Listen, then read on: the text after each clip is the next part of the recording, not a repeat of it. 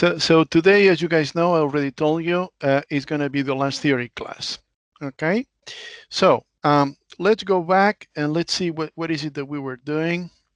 So this was, we want to see slide 35. So remember that a few slides ago, we saw that, you know, the equations of motion in Hamilton's formulation for fields, you know, had a form like this.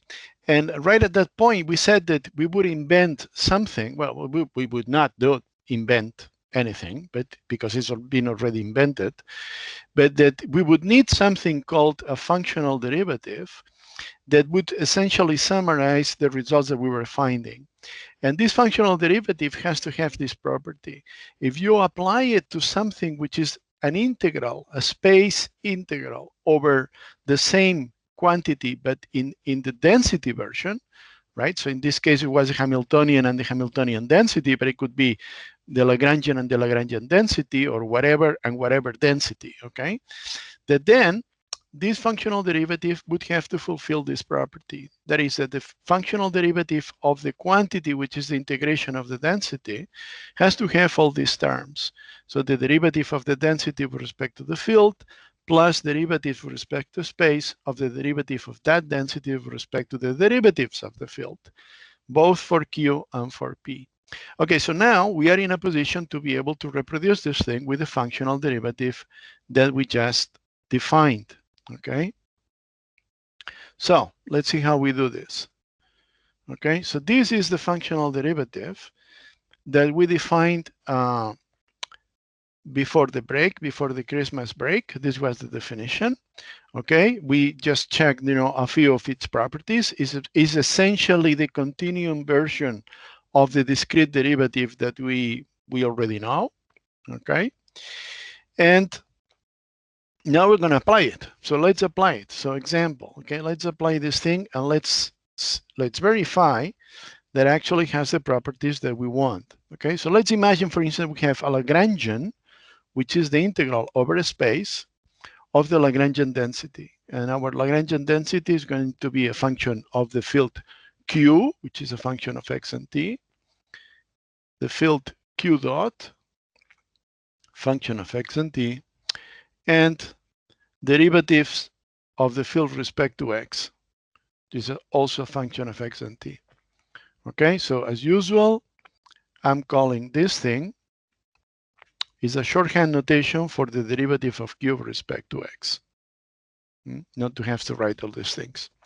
Now, let's compute the functional derivative of this Lagrangian with respect to the field q of y. Okay, and let's verify that it has the properties that we want. So this is the integral dx of the derivative of L with respect to qx times functional derivative of qx with respect to qy plus the derivative of the Lagrangian with respect to q comma x. This is the derivative of the gradient in several variables. Now the derivative of the functional derivative of the derivative of q with respect to q itself. Okay, so this is the chain rule applied to this functional derivative. Now we saw that this was one of the properties that we saw.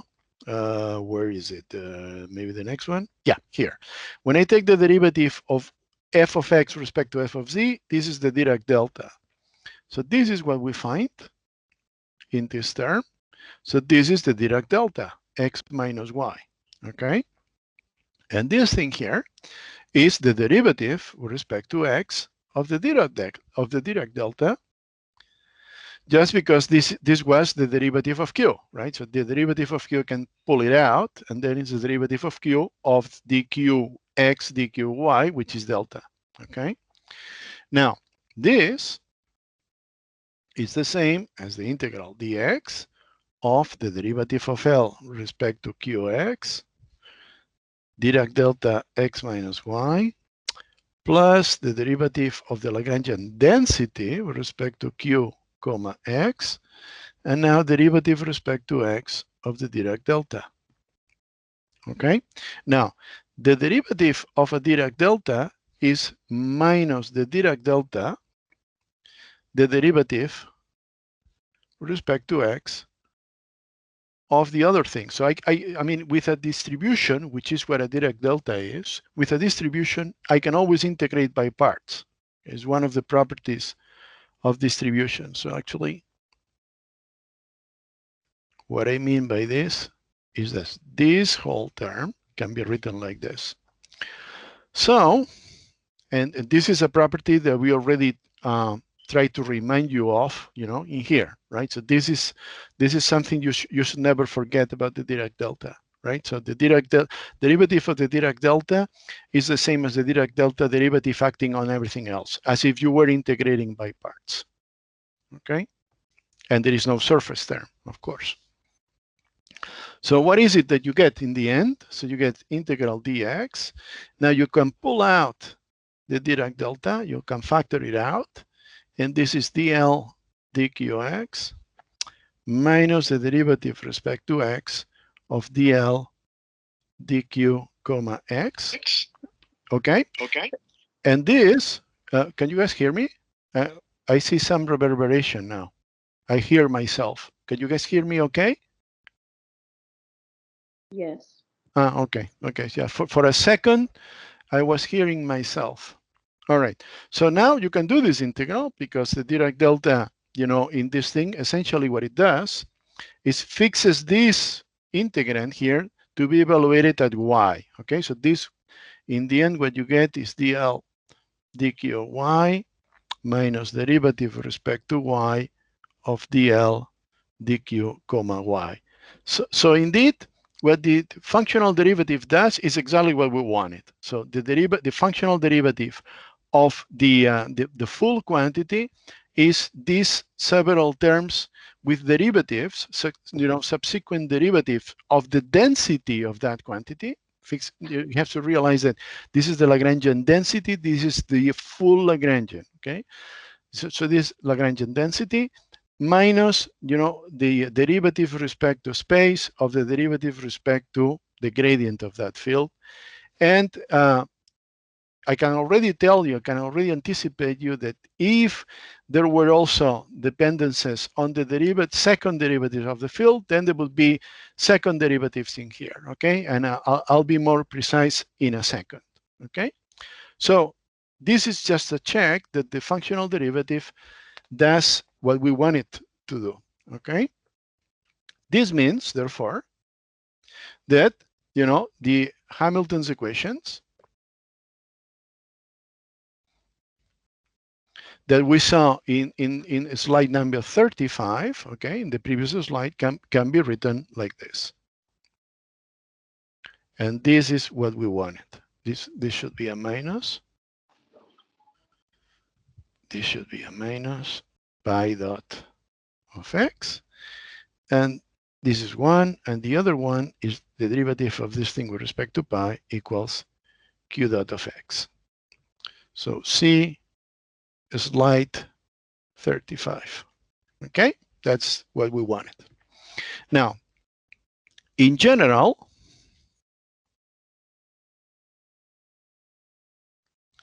let's imagine that we have a Lagrangian L, which is the integral d3x. So now I move to 3 dimensions of the Lagrangian density, which is a function of x and t.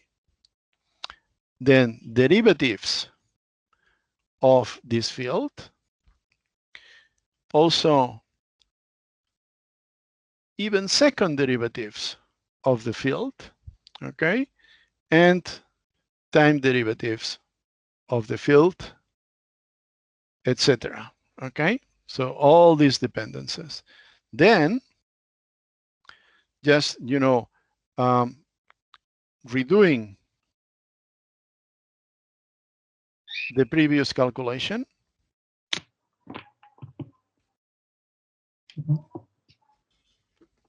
What we're going to find is that the functional derivative of the full Lagrangian with respect to the field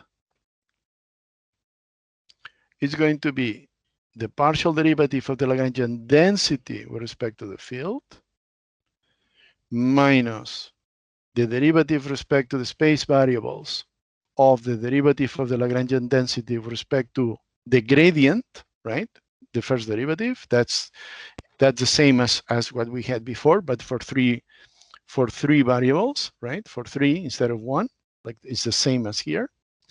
And now, if we also have second derivatives, then you keep adding things. So this term came from integration by parts because we had one derivative. Now we have two derivatives. We have to integrate by parts twice. So then it's no surprise that what you get is the second derivative of the Lagrangian density with respect to phi comma ij. And then minus, that would be 3 derivative, 4 derivative, and a sign alternating, sequence here. Okay? So this is one, and then the derivative, functional derivative of L with respect to phi dot, mutatis mutandis, right? So that would be dl d phi dot of xt minus derivative with respect to xi, derivative of L with respect to phi dot comma I, plus second derivative of respect to xi with respect to xj of the derivative of L with respect to phi dot ij minus dot dot dot dot dot dot dot dot dot. Okay, and since here I'm not specifying whether I'm using a relativistic theory or not, it's just a theory in which some index I and j for a space, I'm just writing carelessly, okay, without paying attention whether the I is upstairs or downstairs. This makes no difference, okay? The I downstairs, I upstairs is the same. This theory is not relativistic. I don't have to worry about whether the metric is 1, 1, 1 or minus 1, minus 1, minus 1, okay? Okay, so that is just the generalization. When I have a Lagrangian, or in general, a density, okay, which depends on more derivative than just the first one, okay? So this is, normally, you're not gonna find these things, but just in case, in one example, you could find them, you could find this dependence on the second and more derivatives of the field, then that would be, the result for the functional derivative. Okay, good. So now we have to apply this to the case of Hamilton's equations and see how you obtain Hamilton's equations, okay? So let's do this thing. So let's move on. And normally, what we would have is a Lagrangian which depends on the field, time derivatives of the field, and space derivatives of the field, okay? So that's the normal thing. But not depending on mixed derivatives. So that would be derivative of phi with respect to time and respect to space. So normally you don't have this thing. You could, but it's very strange. So in these cases, where your Lagrangian depends on this thing, then your canonical conjugate momentum, pi, is defined as derivative of L with respect to phi dot of xt. And this is, of course, this is, of course, a function of phi, phi dot, and phi comma I. Actually, this is the dependence on phi dot that you need because you have to invert it. You have to write from now on to compute the Hamiltonian, you would have to write phi dot in terms of pi, right? Okay, so this is actually a relation that gives you phi dot as a function of pi, phi, and phi comma I, right? So that's the thing that you need to remember to compute the Hamiltonian. So now the Hamiltonian. Hamiltonian is a functional of phi and pi, which is defined as the integral d3x of pi of x and t, phi dot of x and t, and this phi dot is exactly this thing, minus the Lagrangian of phi, phi dot, and phi comma I. And here, this phi dot is also understood as a function of pi, because the whole thing is just a function null, in this case, of pi. Okay, and this is defined as integral d3x of the Hamiltonian density. Okay, so let's compute now functional derivative of h with respect to phi. And I collectively call x and t, I just call it z, or the whole thing, okay? So now this is the integral, d3x, of pi of x. X and t, I call it x, huh?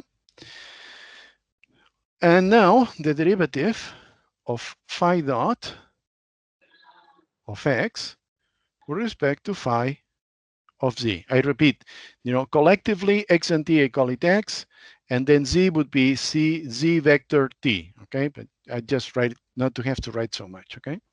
And now, and again, emphasize that phi dot is a function of pi, and phi comma I. So that means that this guy here depends on phi. So that's why I'm taking this derivative. Huh? Phi dot depends on phi. So that's why I'm taking this derivative.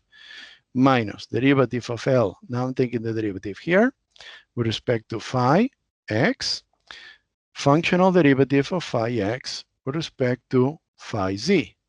Okay, that's a chain rule applied here. But phi dot here also depends on phi. So I have to take the derivative of L with respect to phi dot.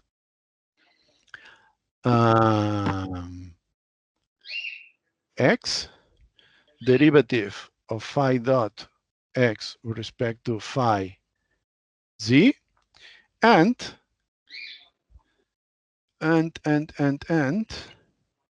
minus the derivative of L with respect to phi comma I x, derivative, functional derivative phi comma I x with respect to phi z. Okay? So these are all the terms. But now, this guy is by definition pi of x. So what you find is that this term cancels that term. And now you get integral d3x of minus dl with respect to phi x. This thing here gives you delta 3 of x minus z. Now we are in 3 dimensions. So delta 3 of x minus z. This term is no longer there. And then minus this term here. But this we already saw that is the same as the derivative with respect to xi of delta 3 of x minus z. Remember, you take the derivative with respect to I, you pull it out, and then is acting on this Dirac delta. Okay, so this is the derivative of L with respect to phi comma I x, derivative with respect to xi, delta 3 of x minus z. And now you can integrate by parts.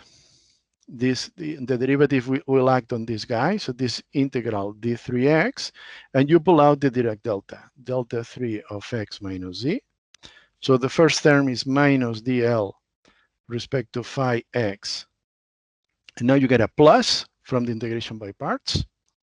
And since you pulled out the Dirac delta, this is derivative with respect to xi, derivative of L respect to phi comma I x. So therefore, you can do now the integral using the properties of the Dirac delta. You get minus dl with respect to phi x plus derivative dxi of derivative dl respect to phi comma I x. Okay, so that's what you find so far. But now you can use Euler-Lagrange equations of motion here, because Euler-Lagrange equations of motion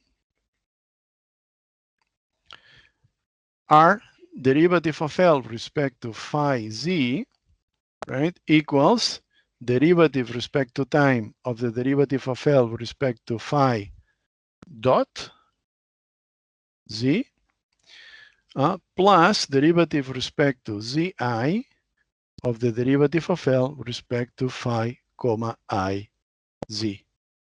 Santi, Okay? can I ask something before you continue? Yes. In the example that you did before, This one? no, The one before. This. yes. Why didn't you take into account the derivative of L respect to Q dot? But now you do. Because, yes. Because now I'm computing the Hamiltonian. Before I was not computing the Hamiltonian, right? Mhm. Okay.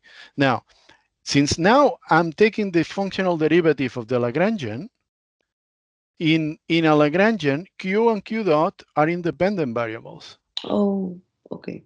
right? Mhm. Whereas now I'm computing the derivative of the Hamiltonian. And in the Hamiltonian, phi dot depends on pi, phi, and the gradient, Okay, yeah. right? Mhm. Okay.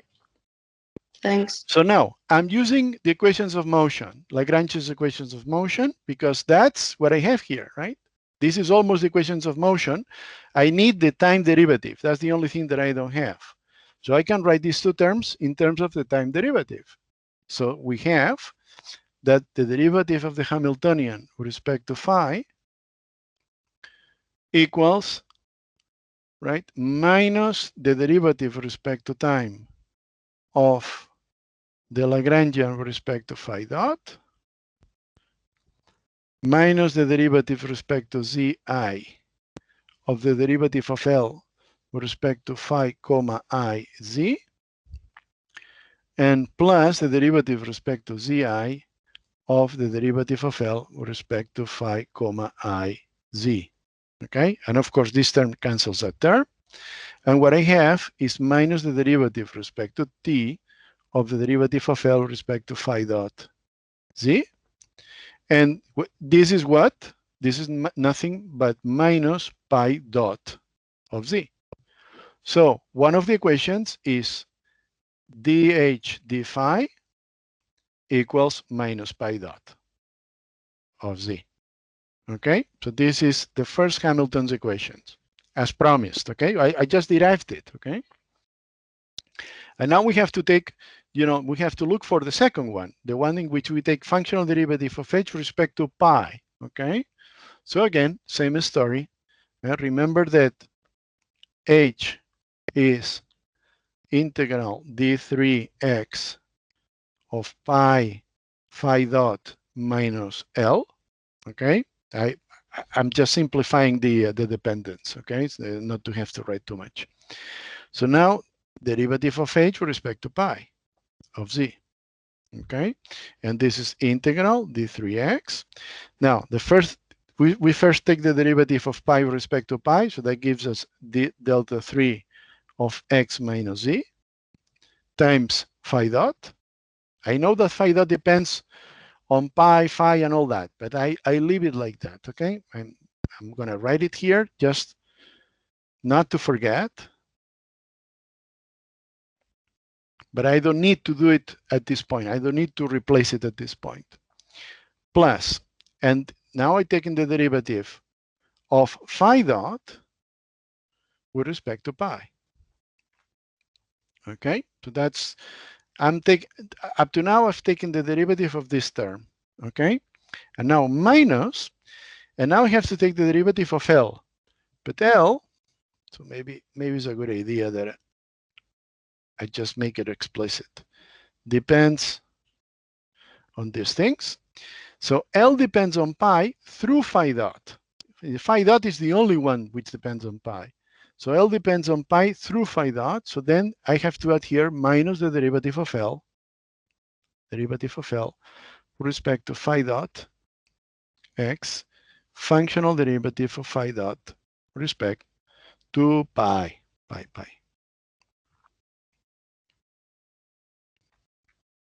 Okay? Now, what you see is that since this thing is also pi, that this term cancels that term. And all in all, what you get at the end is phi dot of z.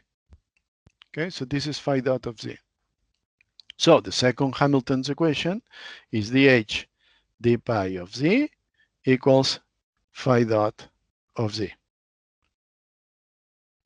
So as you can see explicitly, because we have already derived it right now, okay, is that Hamilton's equations read almost the same, well, actually the same as for the case of a discrete system if we use the functional derivatives, right? Derivative of Hamiltonian with respect to Q equals minus P dot. Derivative of Hamiltonian with respect to P equals Q dot. That would be in a discrete version. Okay, so these are Hamilton's equations. Hamilton's equations. Okay, so that's the advantage of the functional derivative formulation. Okay, now since we know the properties of the functional derivatives, we can be a little bit more precise, right? So if the Hamiltonian is integral d3x of a Hamiltonian density, which depends on phi, pi, and derivatives of phi, that's what we are using right now, then we have that pi dot, which is, remember, pi dot is minus the derivative of the Hamiltonian, functional derivative of the Hamiltonian with respect to phi. Now we can also write this thing using the properties of the functional derivative. We can write it as the partial derivative of the Hamiltonian density now with respect to the field plus this piece that depends on the gradient, right? The Hamiltonian with respect to phi comma I. Okay, this is just the expression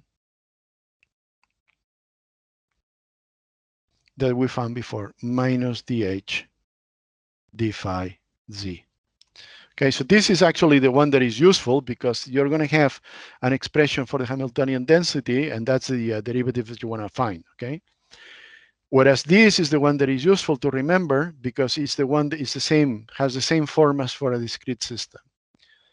And the other one is phi dot of z equals, now we have to take the derivative of the Hamiltonian with respect to pi, functional derivative with respect to pi. But there are no derivatives with respect to the gradient of pi. So this second term, we're not going to find here because there are no derivatives with respect to the gradient of pi. Depends on pi, but not on derivatives of pi. So that means that this is nothing but this directly. And this object is the same as the derivative of h with respect to pi. Okay? So that means that if you're given a Hamiltonian in this form, then these are the equations, and you can immediately obtain them, okay? Now, h, the Hamiltonian density, depends on pi, depends on phi comma I, but it also depends on phi, as you can see here. It also depends on phi. So we can find a relation between the derivatives of h with respect to phi and the derivative of the Lagrangian. So this is just an observation, okay? It has nothing to do with Hamilton's equations, but it is sometimes useful to know. And that is that if I take the derivative of the Hamiltonian density with respect to phi, then this is, of course, derivative with respect to phi of the Hamiltonian density, whose expression is this, as always. This is the Lagrangian density, function of phi, phi dot, and phi comma I, okay? So what is this thing? Well, pi does not depend on phi. Remember that in the Hamiltonian formulation, momentum does not depend on the field, or the canonically conjugate momentum does not depend on the same field. They are independent variables, like P and Q are also independent in a discrete formulation, Hamiltonian, okay? So that means that this is pi of z, and now this is the derivative of phi dot of z with respect to phi of z, okay? Minus the derivative of L with respect to phi, minus the derivative of L with respect to phi dot, derivative of phi dot, so this is z z with respect to phi of z. Okay, and now this guy here is pi by definition, so this guy cancels that guy. So that means that these two derivatives are the same. This derivative and this derivative are equal up to a sign. Okay, so that sometimes this is useful to know. Okay, so this is all about Hamilton's equations. Now, let us see how one can define Poisson brackets, right? We also had Poisson brackets for discrete systems.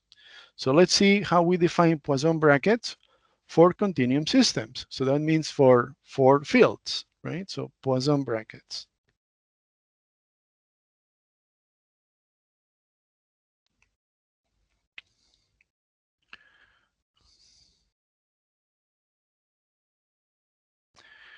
So the definition is easy, right?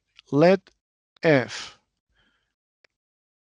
which is going to be a function null of the field phi and the canonical conjugate momentum pi, and g, another functional,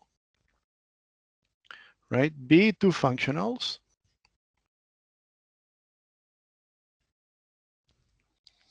of phi and pi. Then we define the Poisson bracket. So this is going to be Poisson bracket of f with the Poisson bracket of g. And let me just be explicit that this is a functional of phi of x and t, and this is a functional of the two of them, actually, not just one. And pi of x and t, where is the same t, is the same t, both here and there. So it's the same t, necessarily at the same time. Okay, so this by definition is integral. D3z, functional derivative of f with respect to phi of z, functional derivative of g with respect to pi of z, minus functional derivative of f with respect to pi of z. So it's just the reverse, right? Derivative of g with respect to phi of z. Okay, and in particular, so as you can see, it has the same form, right? I mean, normally here you would have a discrete sum over qi pi, qi pi and pi qi, right? So but here instead of a discrete sum is an integral. So in particular, what you find is that the Poisson bracket of phi of x and t with pi of y and t, so again, same t, same t. So the Poisson bracket has to compute it at the same time for both. Is therefore the integral d3z of derivative of phi of x with respect to phi of z. I'm just applying the definition. Derivative of pi, pi of x with respect to pi of z minus the derivative of pi of x with respect to phi of z, derivative of phi of x with respect to pi of z. Okay, I'm just applying the definition. Pi does not depend on phi, and phi does not depend on pi, right? Because in the Hamilton's formulation, these guys are independent of each other. So this piece is 0.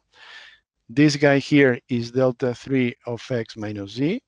This guy here is delta 3 of x minus z again. So what I have is the integral d3z of delta 3. Sorry, this pi of y. Yeah? So here I made a mistake. This should be y. This should be a y, and this should be a y.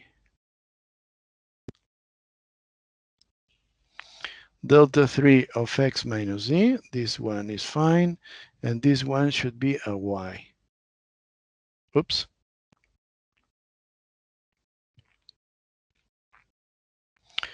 Delta 3 of y minus z. Okay? And so one of the properties of the Dirac delta is that if you integrate over z, delta of x minus z, delta of y minus z, this is nothing but delta of x minus y, right? But because that's the only case in which this thing is not zero. Z has to be y and z has to be x. That means that x and y have to be the same.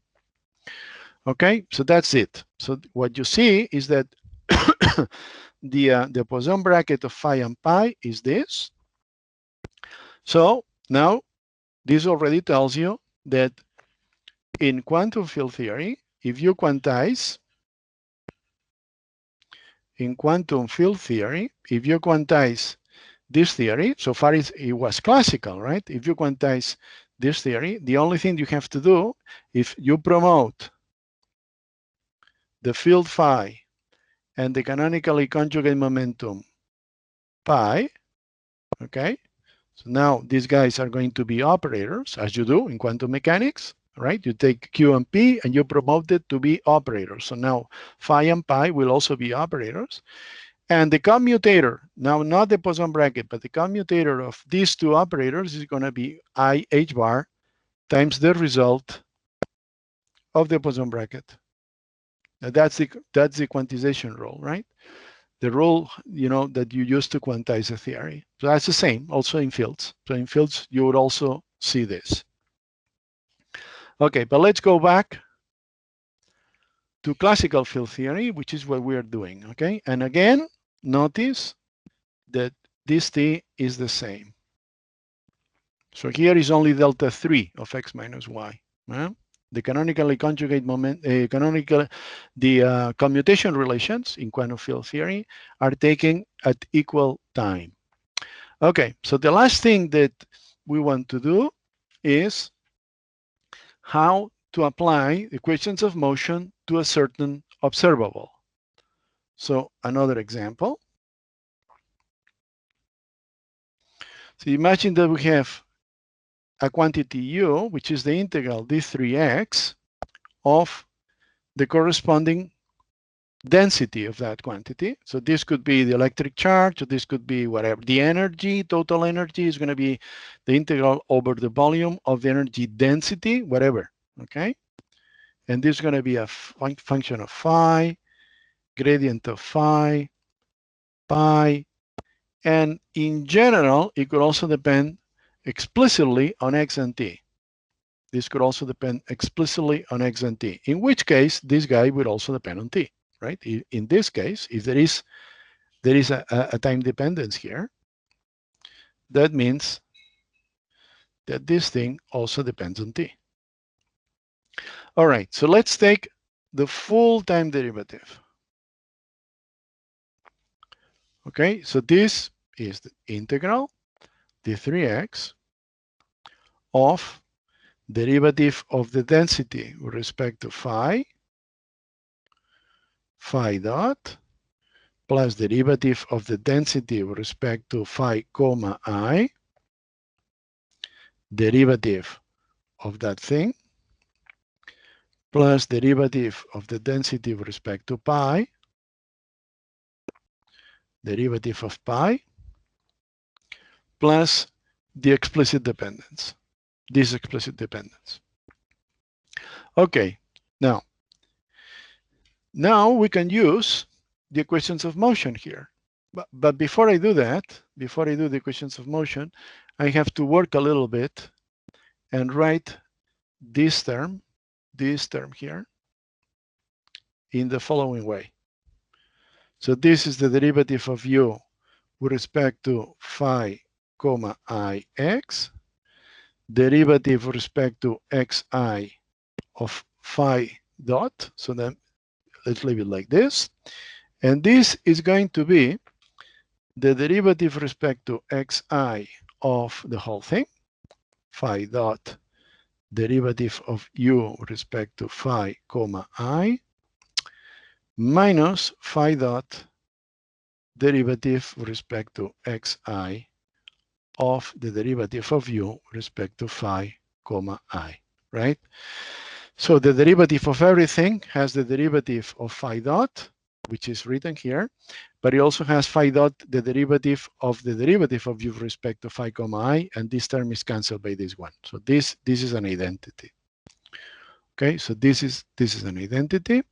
So therefore, using this, now I can write du dt equals integral d3x. Now, the first term has a phi dot, and then derivative of u with respect to phi. Okay, so this guy is this guy. This guy here is written here. Okay, now we have this other guy, okay, which I'm going to write. No, I'm sorry, not yet, not yet. What I have is this other guy, this.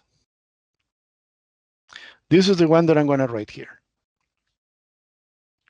Okay, and just write it here. I pull out the phi dot, which I have here, and therefore I have minus derivative with respect to xi of the derivative of u with respect to phi comma I. Okay, so this is this. This second term. Okay. Now, what else do we have? Oh, now yes. Now it comes this guy. And this guy I'm going to write here as plus pi dot derivative of u with respect to pi. So this is the blue guy, this blue guy. Okay, plus derivative of u with respect to time, explicitly. Okay, and plus, I should not forget the last guy, which is this guy here, which I still have to write. This guy is also there. So this is plus derivative with respect to xi of phi dot derivative of u with respect to phi comma I. All right, so this is this. And now I have all the terms. So now I can close this parenthesis. Okay. Now, this guy, in parentheses, we already know what it is. So just, I'm going to call it capital phi I because it has an index. Okay. And I'm going to keep it like that. All right. Now, the first thing that I see is that this term in parentheses, this one right here, coincides exactly with the functional derivative of u with respect to phi. Now, a functional derivative is the derivative of the density with respect to phi minus the piece with the gradient, right? Okay, so that's one thing. Now, this other piece, so this is up to here. From here to here. Now, pi dot is minus the derivative of the Hamiltonian with respect to phi, right? This we already saw. And the derivative of u with respect to pi is also the functional derivative of u with respect to pi, because u only depends on pi, does not depend on derivatives of pi. So these two derivatives coincide, right? When there are derivatives with respect to the gradient, there is an extra piece, like this one. But in this case, pi is here alone. There are no derivatives of pi. So therefore, this coincides with this. So what do we have in the first term? So as you can see, what we have is that the derivative of u with respect to t equals integral d3x of derivative of u with respect to phi, derivative of h with respect to pi,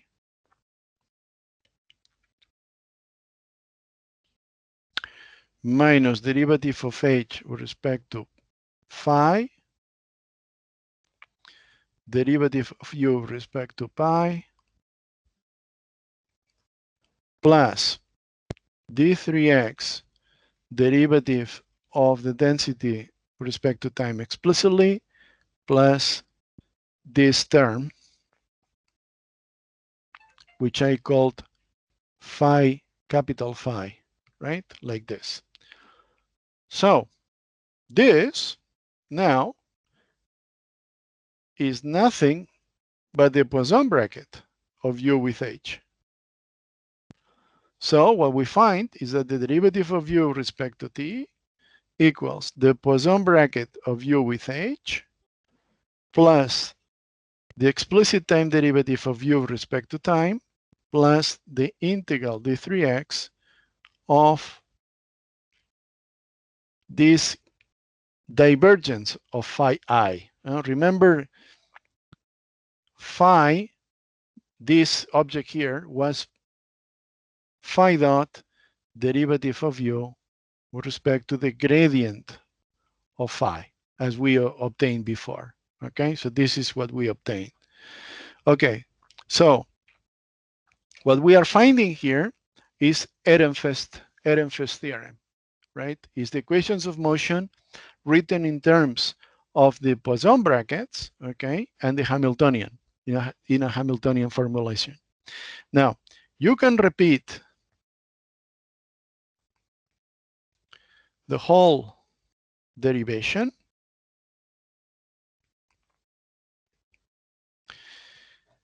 for phi and pi, not for u, but for the field and the canonically conjugate momentum itself.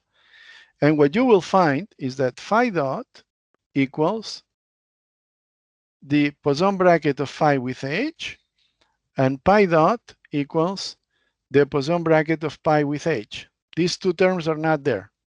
So this is just like this. Exactly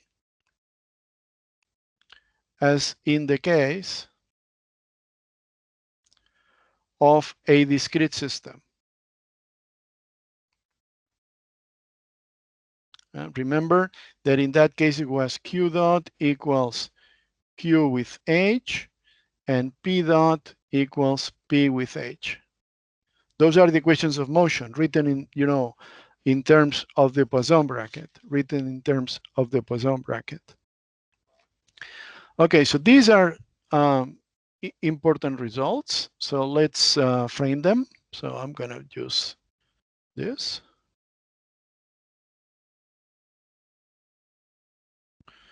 So this, and this. Okay, and now we're going to see that this is actually also, it contains the form in Hamilton's formulation of Nether's theorem. So this is just, it will express a conservation. So how is that?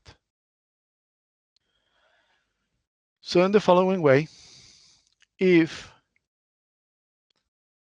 it so happens that u and h is 0, okay? And u, which is, remember, an integral d3x of the density of phi. So let's remember what it was, okay? So phi, gradients, pi, phi, gradients, pi, maybe also x.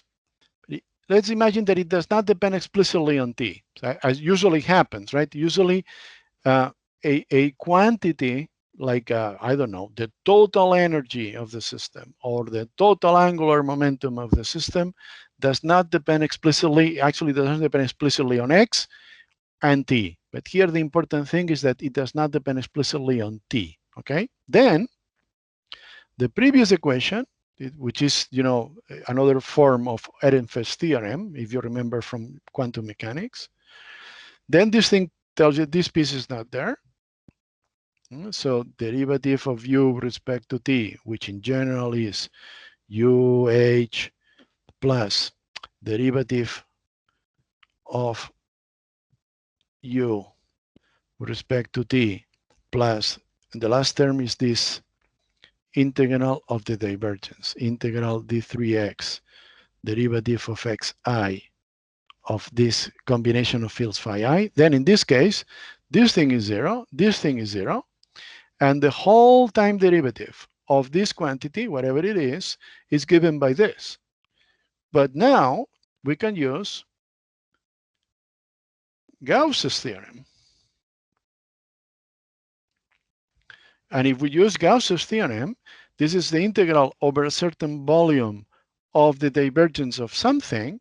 So this is the same as the integral over the surface, which is the boundary of that volume of that something, which is a vector, dotted with, the differential,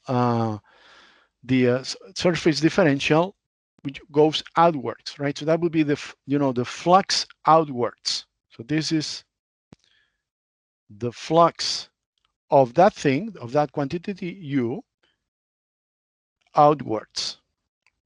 So this is a conservation law. This is a conservation law. Conservation law. Conservation law that says that the variation of a quantity U inside a volume V equals the variation in time. Huh? I should have said this. The variation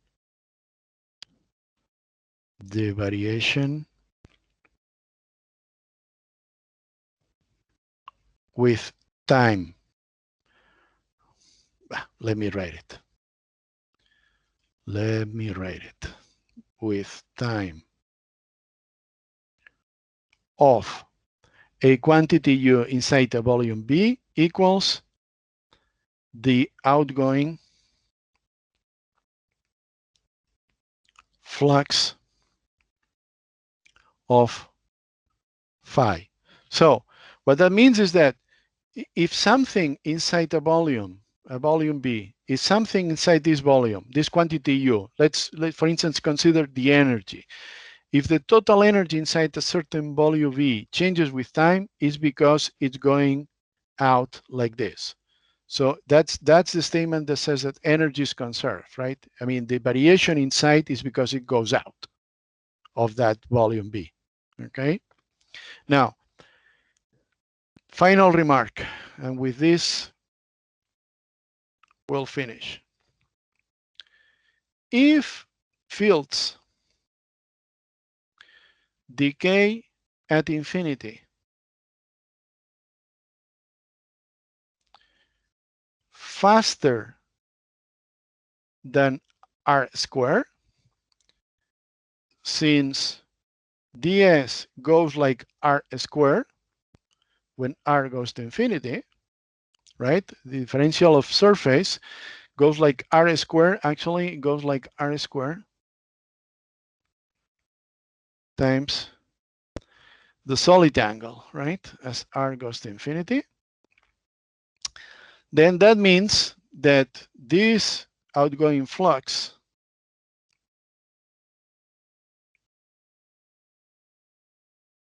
this guy goes like r squared, these guys go faster like r squared, so therefore this thing is going to go to 0 when r goes to infinity. And in this case, when fields decay at infinity really fast, faster than r squared, then U is actually a constant, in time. So U of T1 equals U of T2.